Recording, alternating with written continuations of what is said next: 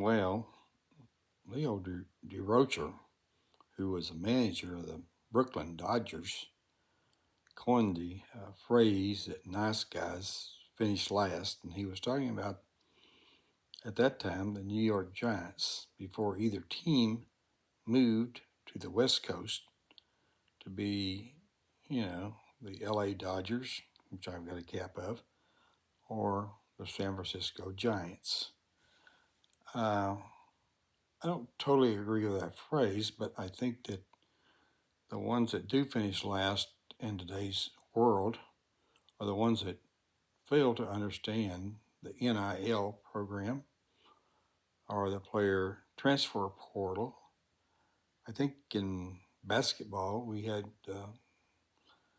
Eric Musselman, who had a lot of experience in his days with the uh, pros and others that he well understood that, and he was probably in advance of many of the SEC basketball coaches, and he did quite well.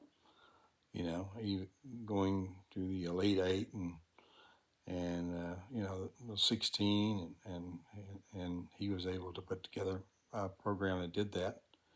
And then the follow up now has been with getting a coach like John Calipari, who can follow in that and probably even exceed because of his experience with getting players who are number one as far as NBA draft. He is a players coach, but he also understands what's needed.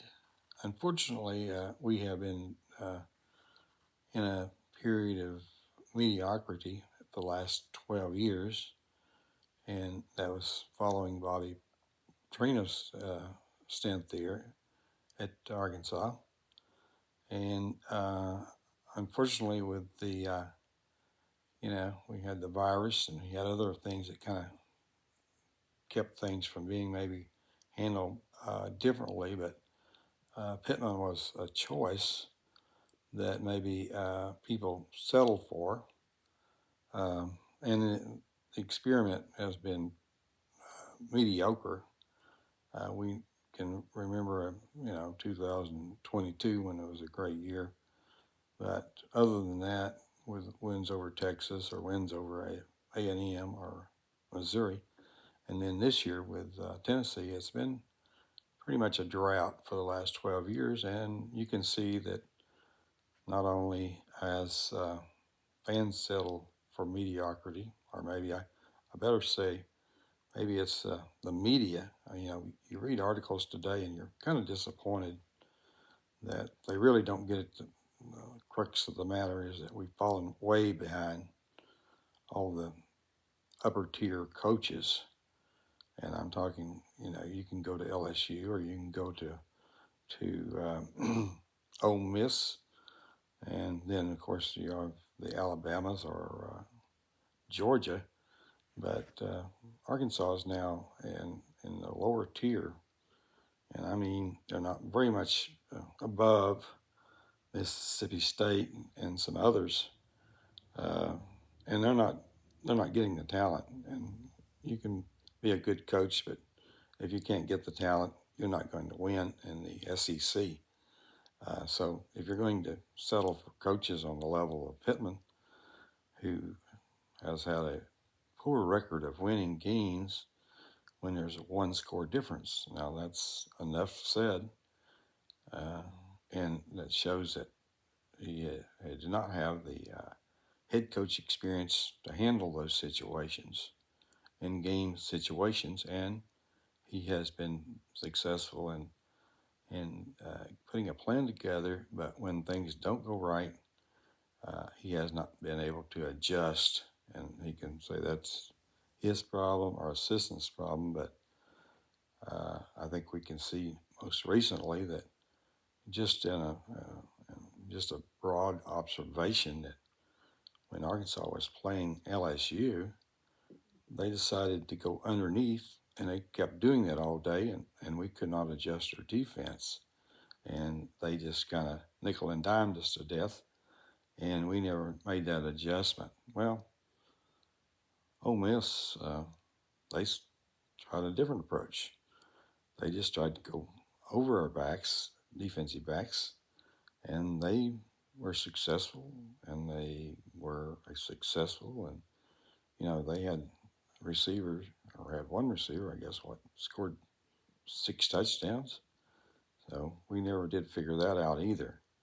So best I could suggest is that we got a bye week. It would be nice to see if Petrino could be elevated as an interim head coach and see if he could make a difference in ending the year. We have one team that we possibly can win and make it to a bowl.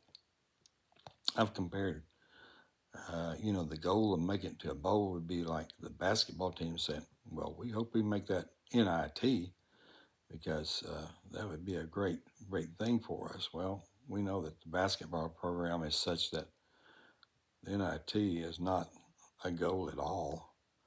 The NCAA tournament is a goal, and making it to the Sweet 16 or Elite 8 or even the Final Four are in the prospects. But our football has settled for mediocrity, and again, I look at the state writers and other people that's on talk shows, and they know where their bread's buttered, so they don't speak out.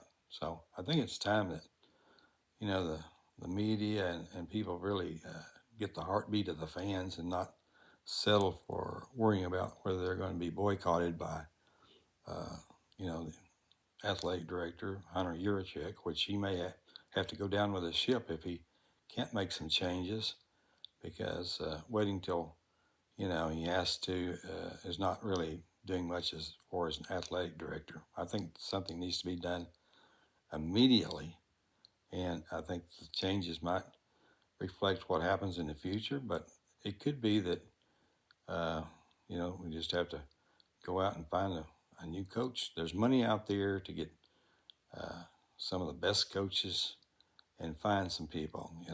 There's obviously some people to look at, like the coach at Indiana, who's more of a Muhammad Ali personality, but there's others out there that have been great coaches in the past that are available, and they would come to Fayetteville. There's no doubt about that. Much like Calipari, don't doubt the fact that they would come to Arkansas. They will.